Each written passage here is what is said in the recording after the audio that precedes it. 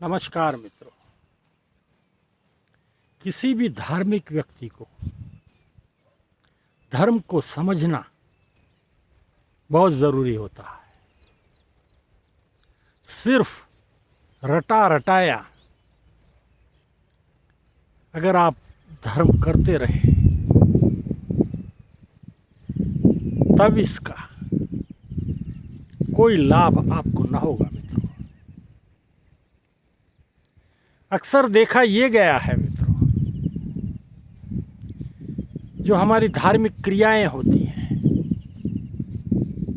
वह हम रोज़ाना करते होते हैं और अपने आप में हम तसल्ली भी महसूस करते हैं कि मैं मेरे धर्म का सही पालन कर रहा हूँ। लेकिन मित्रों, एक बात आप भूल जाते हो, ये रटा रटाया जो धार्मिक ज्ञान होता है वह रटने के लिए तो ठीक है, लेकिन अगर लाभ पाने की बात आती है तो वह कमज़ोर बन जाता है।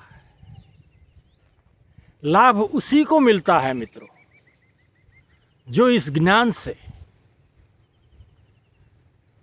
सब चीज़ समझ पाए। जो कुछ आप रटते हो उसका अर्थ क्या है, उसका जीवन में मायने क्या रखता है, ये जब तक आप समझने की कोशिश नहीं करते या समझ नहीं पाते तब तक आपकी रोज़ाना की जो क्रियाएं हैं ये सिर्फ क्रियाएं बन के रह जाएंगी। ये उतना लाभ आपको न देगी मित्रों। बहुत समझने वाली बातें हैं। ये सारे जो शास्त्र हैं ये संस्कृत में लिखे गए हैं और भी कई भाषाओं में, उर्दू में लिखा गया है। पुरानी और भी भाषाएं हैं जिसमें ये शास्त्र लिखे गए हैं। क्यों? कई हजार सालों पहले इसका निर्माण हुआ है। तब जो भाषाएं प्रचलित थी उसमें ये लिखा गया है। हालांकि इसका ट्रांसलेशन भी हुआ है, इसलिए इसमें थोड़ी दिक्कत कम आती है।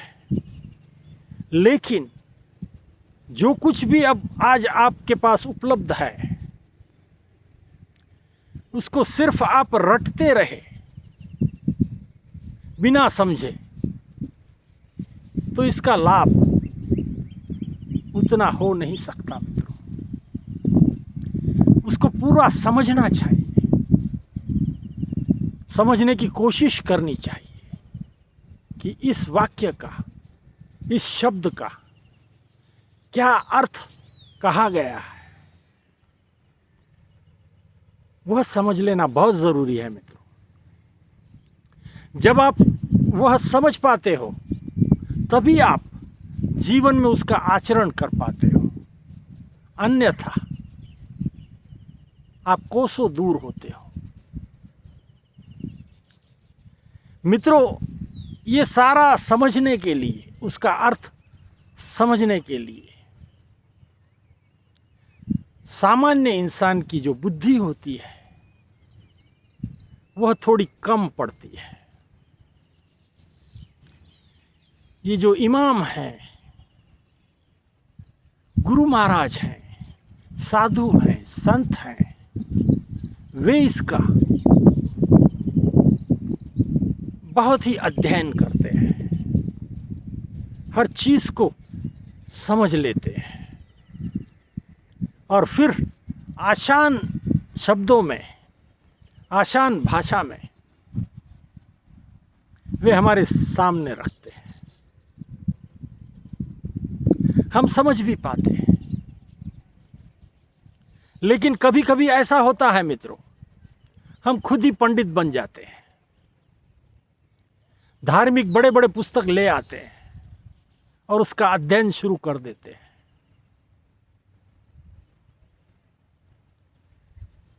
ये करने में थोड़ी दिक्कतें तो है ही है। ये सारी बातें समझने के लिए कई साल ये गुरु महाराज, संत, इमाम उसमें लगा देते हैं। इसलिए वे कुछ जान भी पाते हैं। और जब वे हमें कहते हैं अच्छे अच्छे उदाहरणों के साथ, वार्ताओं के साथ, छोटे छोटे चुटकुलों के साथ, आम इंसान को जब समझाने की बात आती है मित्रों, तो उसके दिमाग में झट से कोई बात बैठती नहीं,